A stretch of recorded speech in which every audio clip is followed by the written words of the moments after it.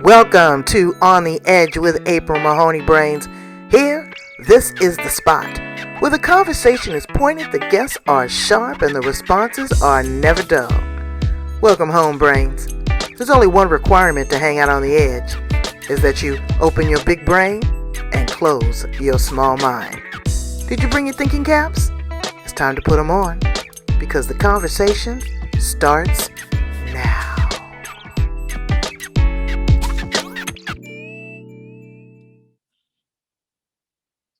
Welcome to On the Edge with April Mahoney Brains. Where you at? That's right, you here at the spot, your home. The place where the conversation is pointed, the guests are sharp, and the responses are never dull. Brains, where does speaking and magic meet? Right there at Gary Edwards. Gary Edwards is a phenomenal speaker from South Australia. And we're going to talk about what it takes to give the perfect presentation. I mean, he's the winner of, let me make sure I got this right, the Nevin Award. And that is a nationally recognized award for speakers there in Australia. Gary was the top of his class, and I'm so excited to have him here. Plus, he's going to have a little entertainment for us, a little magic trick a little bit later on. He says it's something to do with the mind, and we can all have some work done on our mind. So let's welcome him to the edge today, Mr. Gary Edwards. How are you, Gary? I'm very well, thank you, April, and hello to all the brains out there. That's right. That's right. See, he called you by your first name, Brains. Look at that. Look at that. And we both wore blue. What a synergy. Nice. So tell me a little bit about you and the work that you do and, how you show up in the world. Sure. Thank you, April. So I'm a communication coach. I've worked for myself for about the last 20 years. I started my professional life as a lawyer, as you mentioned. I did that for about 10 years. Then I got into education and consulting. I did a lot of work in the area of training new lawyers in the skills that you need to be a lawyer, such as negotiation, conflict resolution, and advocacy. So how to present a case in court, which I guess was one of the early influences on me in terms of how we present and persuade people. I did a lot of work with the police department here in South Australia. I've done projects with them on conflict resolution, work with hostage negotiators, which is always an interesting story. And as you said, I'm also a magician. So I started doing magic when I was about 7 years old, and it became a part-time job during my 20s and 30s and 40s, and I incorporate it in the presentations that I do. Why did you get tired of practicing law? I not so much tired of it. When you're growing up, you want to be a number of different things and you change your mind. But eventually I decided I wanted to really be two things. I wanted to be a lawyer or a teacher. And my eldest brother was a school teacher. Mm-hmm. And I didn't think I wanted to be a school teacher, but I wasn't quite sure what other sort of teaching there was. And I really liked arguing. I'm a very analytical person. And so I became a lawyer and I really enjoyed that. But partway through that, my best friend at university, her husband was a manager at a college here in Adelaide. And they're always looking for professional people to come in and teach a casual contract. So my first teaching gig was 3 hours on business law on a Tuesday night. And so I just started teaching part-time, and I really loved it. One of the things I most liked about it, April, was that when you are teaching, you say whatever you want to say and people believe it and they write it down. Now that's different to when you're in court and you say what you want them to believe and some other person argues the complete opposite. And I remember my very first class of teaching, I went away from that 3 hours kind of floating on a cloud and thinking, I love this job, because whatever I said, they believed and they just accepted it, as opposed to arguing and deciding something different. Right. So, so I just got into teaching bit by bit and out of lawyering bit by bit.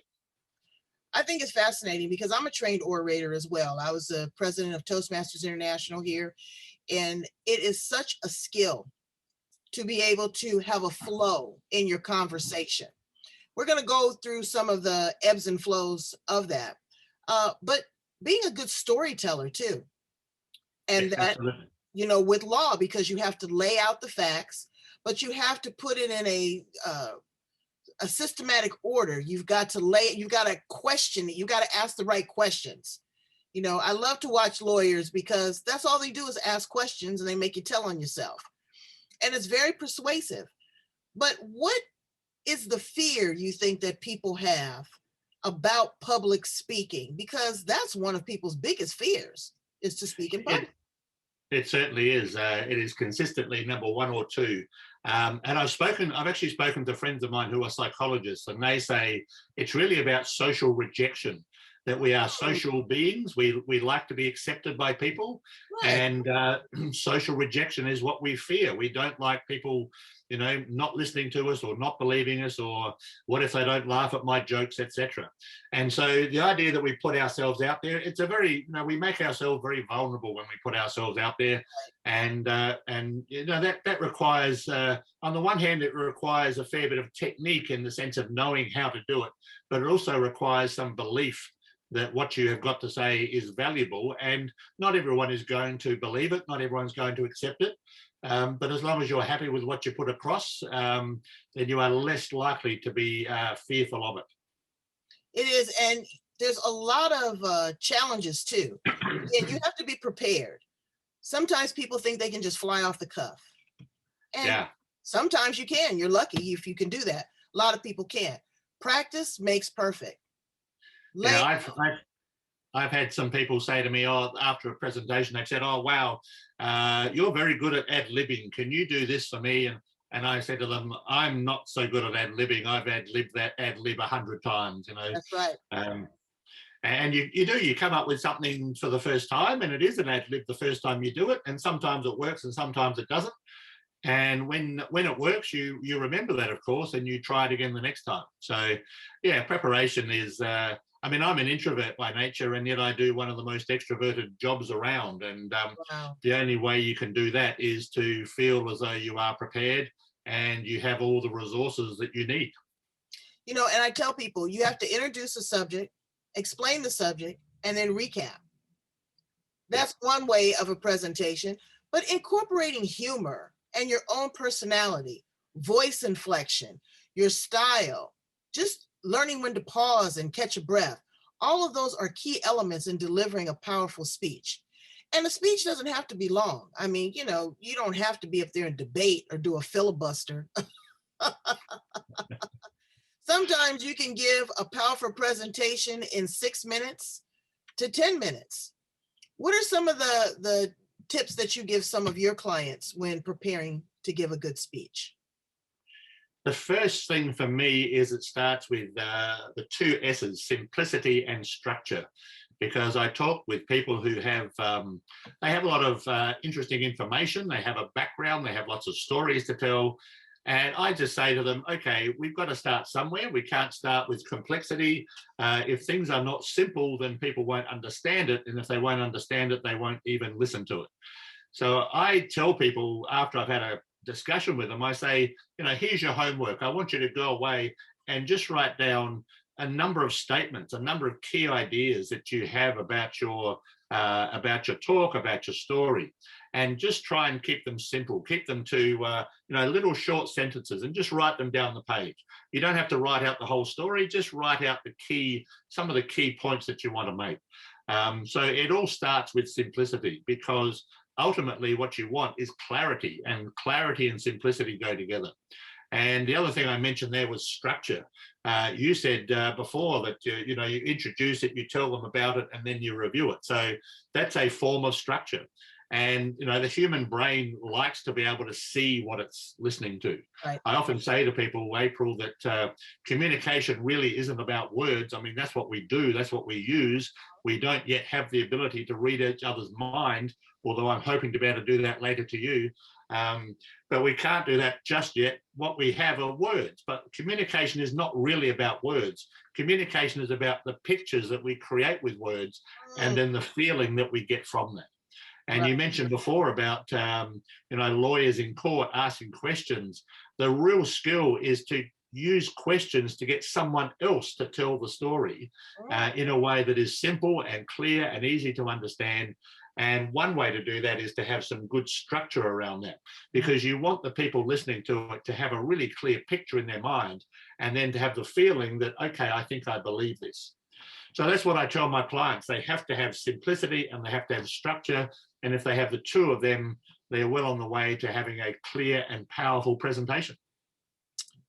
Let's talk about some of the challenges that people have with filler words. Yes, I'm anal when it comes to that. You know, I see some of these people on television, professional orators, and the ums and the ahs and you knows and the likes drive me up the wall. One former president that I love dearly, I sat there and counted. Within his presentation, he had 57 ums.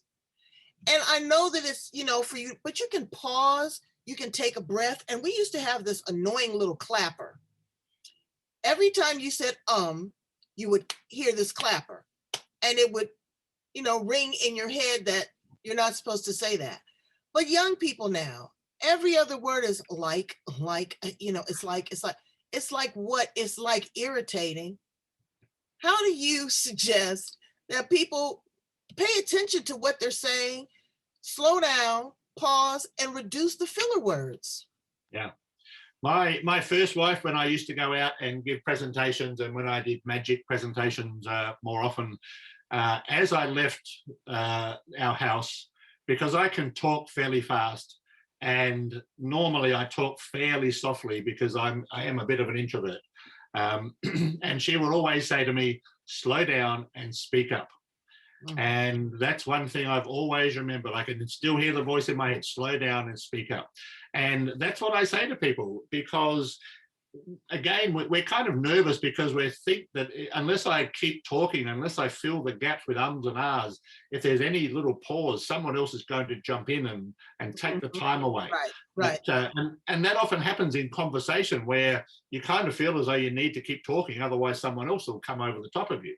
But if you're giving a presentation, it's quite interesting, and I just said then how about that? It's quite interesting when you give a presentation that you can pause for quite a long period of time and people are still watching, still listening to you. And it's only when you get to the point where you realize that and realize what you and I would both know as the power of the pause, the ability to pause and wait and just hold that moment. And you said about the clapper. I've done that all the time with my clients. I will have someone standing next to me and they're giving a presentation to the group, and I'll just clap my hands when I hear them say or ah. And you only need to do it 2 or 3 times. And then the main thing, April, is that it's not that punishes them. It's not an aversion therapy thing. No. It's actually just an awareness. They suddenly become aware that they've done it. And I find that after 2 or 3 times, they go to say or and they look at me because Right, they look over, they know it's coming because they have become aware of it. right. And I think that that's one of the great keys of being a presenter, is to be aware of what you do, be aware of your surroundings. And I'm sure you've experienced this as well. You need to be aware of what the audience is doing, because there are many presenters who just talk and talk and talk, and you look out at the room and, you know, the room is dead, or they could have got up and walked out and that person would never have known. So you've got to be, I call it jaw jacking. yeah. It's a lot of jaw jacking going on. And without being overly anxious, you don't want to be overly anxious and, oh, what are they doing? Right, What are they, right. oh my, but you've just got to be aware of where the audience is at. And as you said, being aware of the audience is also audience engagement. You know, when you're looking out at the audience, I always just kind of focus on the first 2 rows. You know, I've been fortunate enough to speak in front of 1,000 people. And wow, was my heart racing. But I just kind of pretended like everybody on the first 2 rows were naked, and I was giggling and I was laughing and I was prepared. I, you know, went over my speech. I was able to speak to other people and get, you know, their feedback, because you get an energy from your audience. You want to make sure that you're connecting with them, that message is really resonating with them. And there's some takeaways. You may not be perfect, but this is an opportunity to develop and to grow and to get that structure. Yeah. So, what is your ideal client? I mean, who are you looking to work with? Who can you really turn from from a seedling to a flower?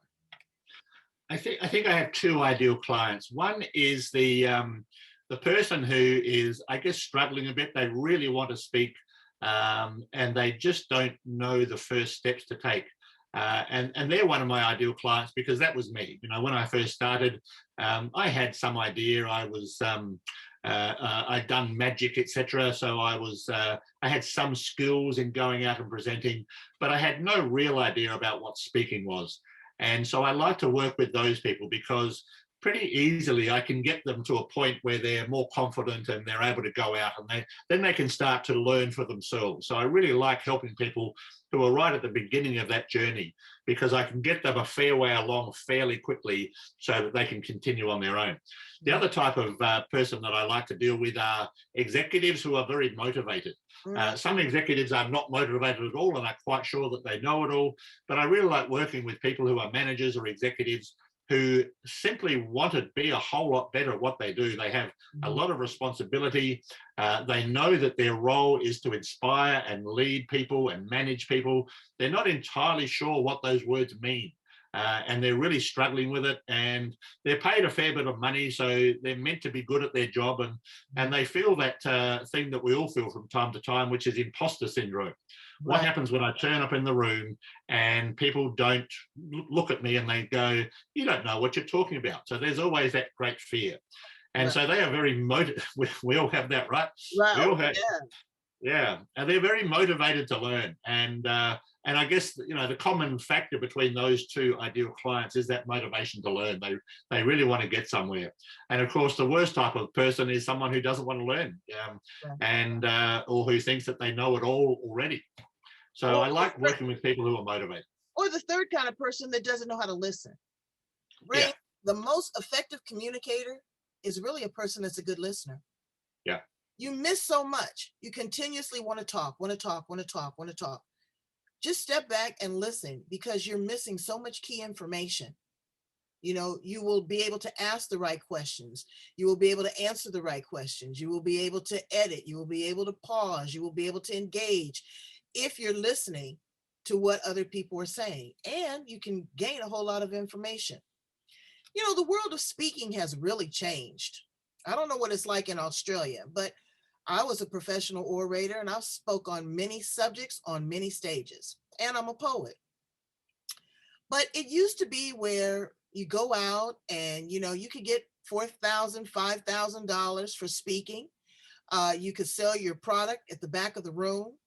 But now you're paying to be on these stages, with some of these top orators. I don't want to name anybody. I don't want anybody mad at me. But you're paying to be on their stage, and they want a percentage of what's going on in the back of the room. What are you seeing out there in Australia for these people that because I talk to them all the time and they say, I want to be a speaker. Okay, you may have a good speaking voice, you may have a good message, but how are they getting paid these days? yeah. I don't think we're having quite that issue here in Australia of having to pay to speak. But certainly, because of the coronavirus, the speaking industry just died overnight because the meeting industry's died. And that's starting to come back here. We're very lucky in Australia that our response to the coronavirus has meant that we are, still battling it, but largely free of it. And so events are starting to come back, which is great. But I'm finding that people are, when you say, how do people get into speaking and I've got a message and so on, and I say that, and they say, can I be a speaker? And I go, well, possibly. It's a hard time to become a speaker because of the limited market and the limited opportunities. And I always say to them, you have to have one speech to begin with. You might have 3 or 4 in your mind, but you've got to start somewhere. You've got to start with one, and you need an audience who are willing to listen to it. And then ideally, the third component is someone who might be willing to pay you for that audience to listen to it. And so, starting off, you're really looking for what I call your natural audience, a group of people who are most interested or most likely to want to hear what you've got to say. And I'm working with a guy at the moment who's had a fascinating career. I won't go into the details, but he's been a journalist he actually got jailed for not revealing his sources. He has a very interesting childhood and career. He's had a number of different lives, frankly. And when I heard his name, I went, "Oh, you're that person." I knew the name, but I didn't realize it was him. So he's got several different parts to his life that could all be a speech on their own. But he's got to start off with something. And so he's going to start off with the one that is most immediately available to him. And, as you know, you have to provide value for people. People won't pay you if there's no value. That idea of $5,000, $10,000. I've been in this industry a long time, as you have, April. There are lots of people who have stars in their eyes and who think motivational speaking is big dollars and traveling the world. Well, it's only medium dollars, and only if you're good at it. Not only do you have to have a message, but you have to be able to deliver it really well. So yeah, it's a real battle, but I still see a pathway through it, and I really like to help people find that pathway. You do something probably that I do, but I'll get to that in just a minute. We talk about structure and we talk about abstract. I'm fascinated by the picture on the wall back there. Tell me a little bit about that. This picture here is an artwork done by my wife. Beautiful. She has a job. She's a national event manager for a national company, and she's also an artist in her spare time. And yeah, it's actually so it's on acrylic, so it's actually clear. The green wall behind me, the green that you can see through the image, that's actually the wall. So so it's transparent. And then on top of it, it has a whole range of inks and oils and paints and so on. And you can't really see it up close, but let me just see if I can show you this bit here. This bit here has a lot of little crystals and lumps and bumps in it. So it's got a lot of texture to it as well.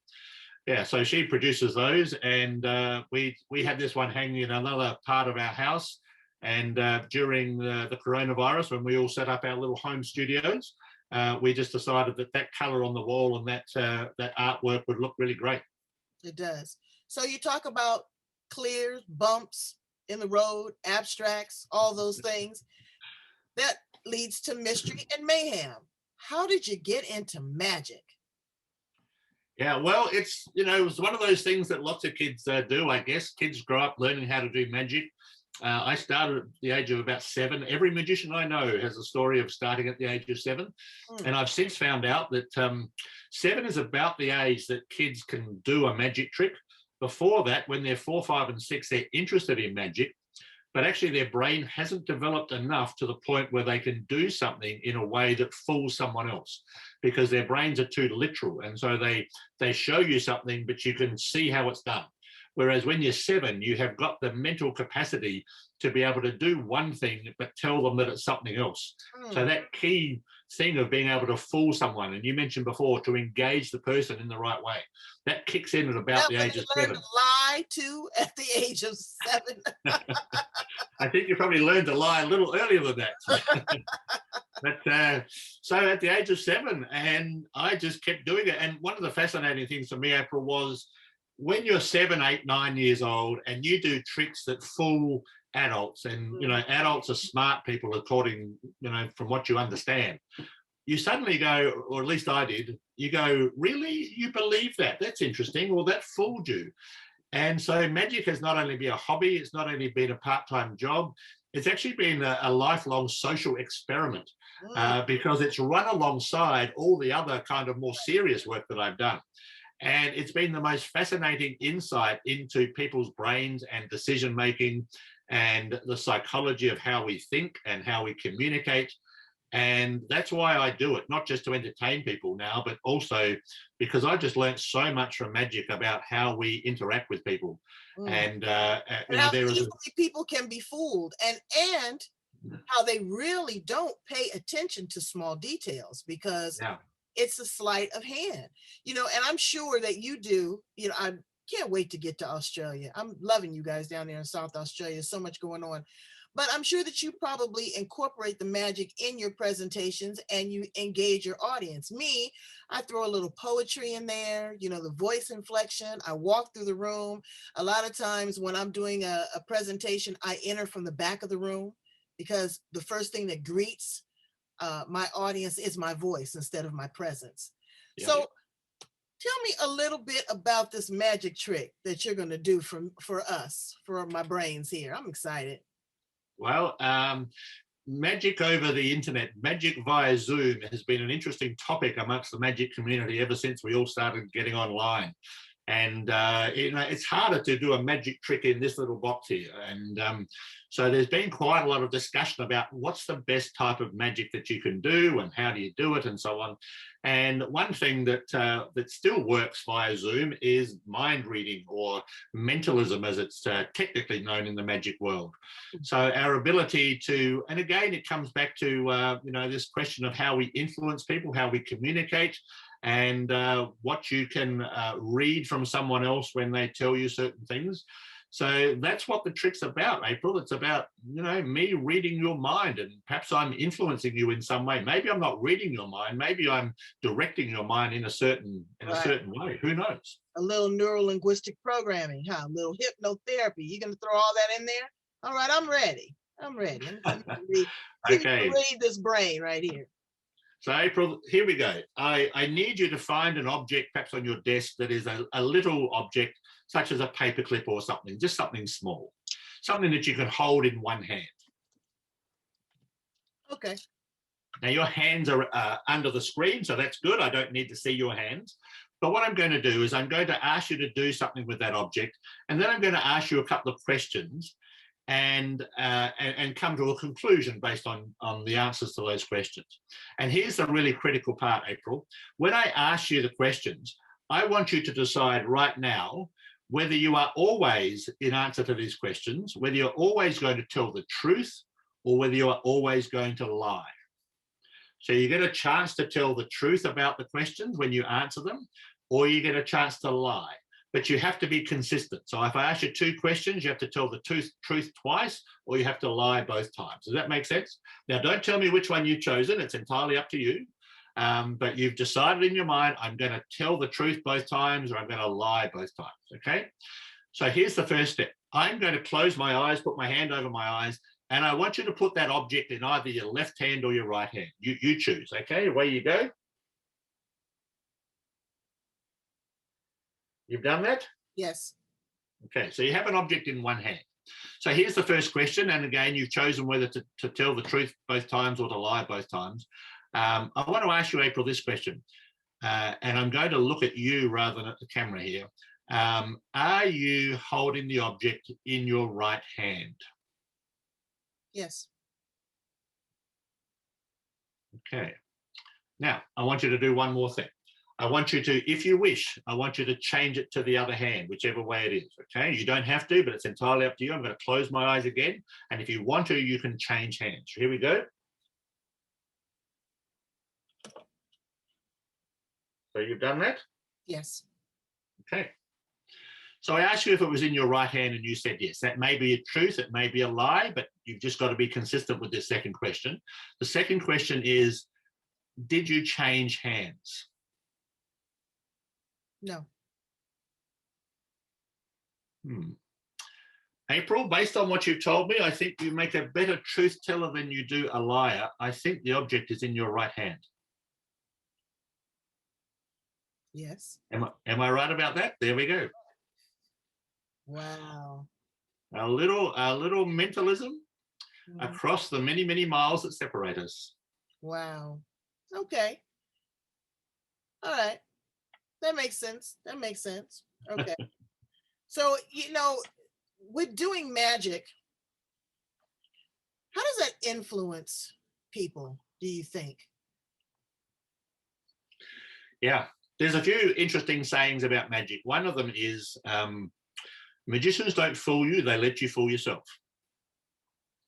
So that's the same with communication. That's what happens. I show people things and they believe stuff. And I've done that in court, April. That's actually what a lawyer does. The lawyer's job is to say certain things in a certain way, and the judge might believe it, and they don't have to say everything. They don't, contrary to most people's belief, lawyers don't lie, but what they do is they just say what you want them to believe, which is the truth, but it may not be everything that there is to know about that. And so magicians don't lie, don't fool you, they let you fool yourself. because you come to certain conclusions about it. And so that's essentially how magic works, that we have images in our mind. We create images for people and they have certain beliefs about them.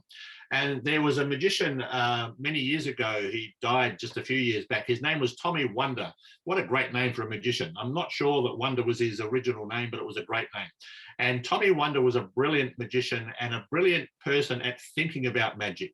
And most people who've seen magic or heard about it, most people know the term misdirection. The idea of misdirection is that while I'm doing something over here, you look over here. So at certain points, I need to misdirect your attention. And I just remember once at a conference here in Australia, Tommy Wonder came to Australia at a magic convention. And he said, it's not misdirection. You don't just misdirect people. It's actually direction. Magicians have to be in control of people's direction at all times. You need to be managing people's focus at all times. Because if you're relying on one moment of misdirection, look over here at the critical moment, then the chances are that won't happen. So that's really what influence in magic is about. It's about saying what words we want to say, doing what things we want to do, and creating a meaning for people. And that meaning has to be managed all through the process. And again, that's what communication is about. We are, as human beings, we all try to make meaning and try and make sense of the world. And so that's what we need to do. And, we see this in politics all the time, of course, because it's all about, what images am I creating and what meaning am I giving you and what meaning do people believe? And, the world of politics is... And staying on topic, they have these 3 topics and they don't deviate from them. It's like a recording. You hear it over and over and over again. I want to bounce back to something that you said with regards to influencing in the courtroom. A lot of people hate jury duty. And I was fascinated. When I was called for jury duty, I found it one of the most riveting experiences. And what happened was we all got in the room to deliberate.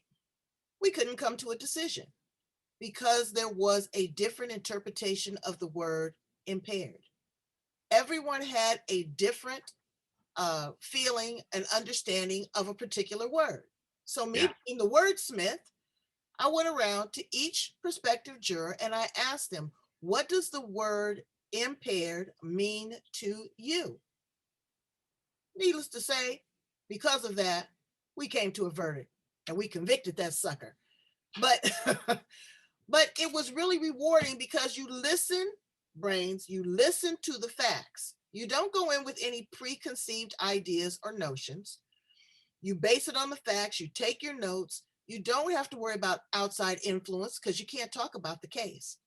And then you have 12 different people, 12 different backgrounds, 12 different lifestyles, 12 different versions of the world, 12 different, educational levels. And you come together in synchronicity to convict or to not convict, the defendant.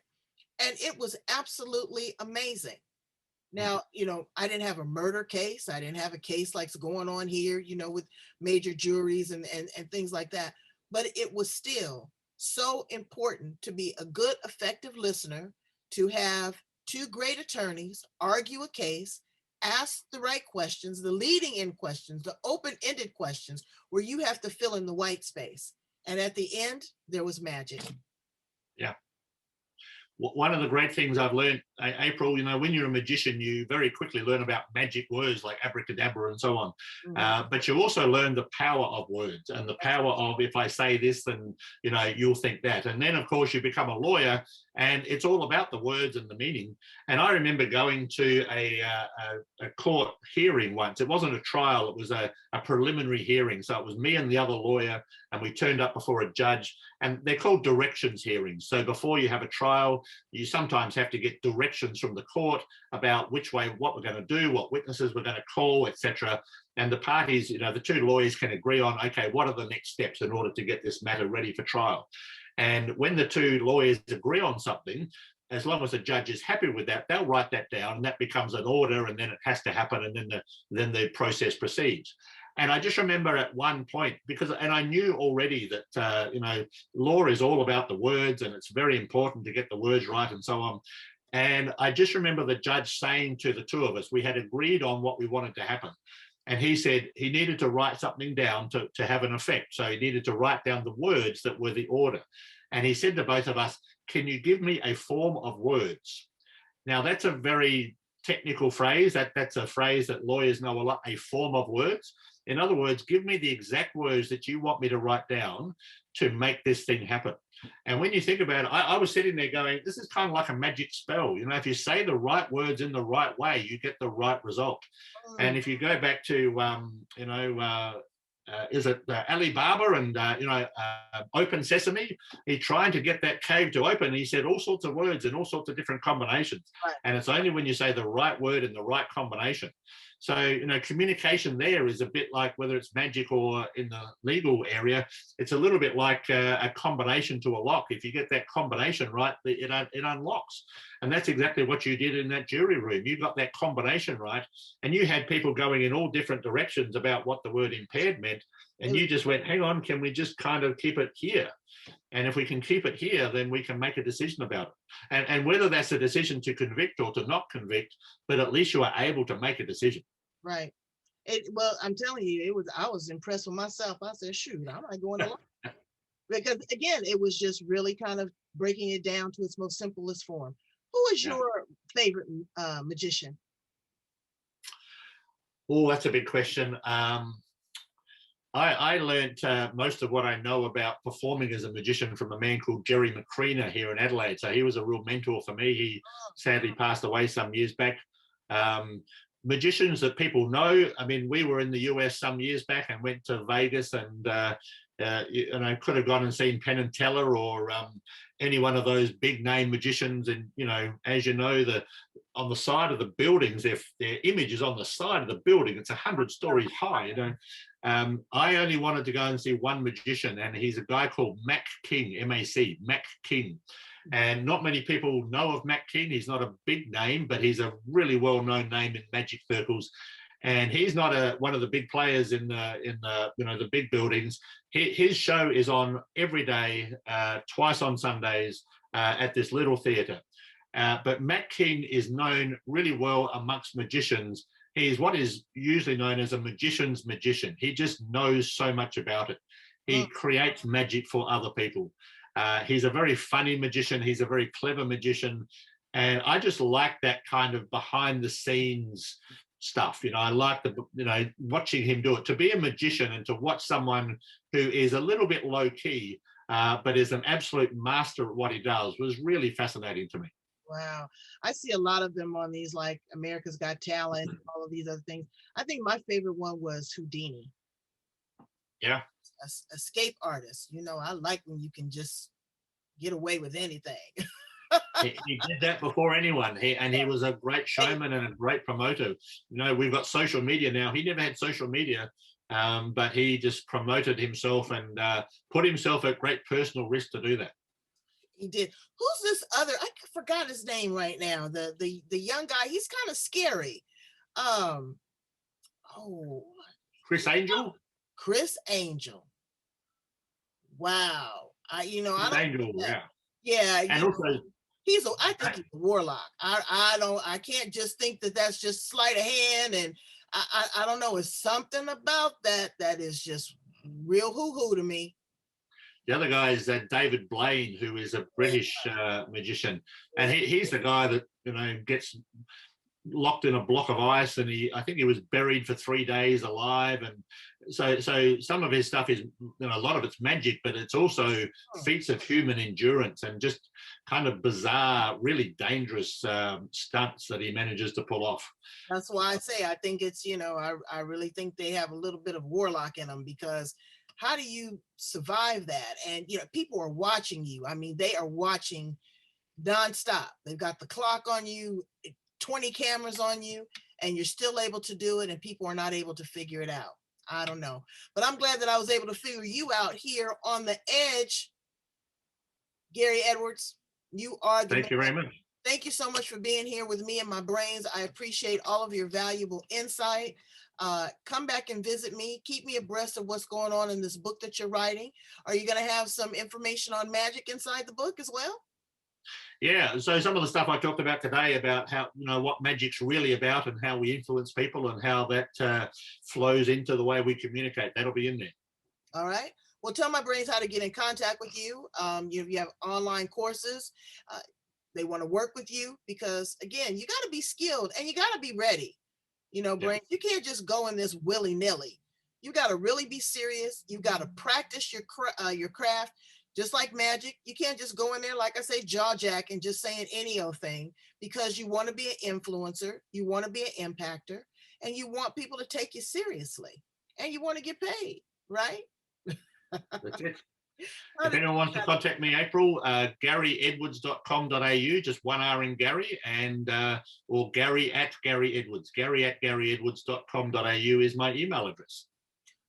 Brains, I'm going to put that at the end of this video. I ask that you go and subscribe. Okay? It's nothing but a point and a click. You're going to get all kind of edgy conversations, great information, magic tricks, great orators, presenters, people that are really honing their craft and trying to get you up to the next level. Thank you so much, Gary Edwards. Come on back to the edge. There's always a place for you. Thank you very much, April. Been great talking to you. All right. Bye-bye.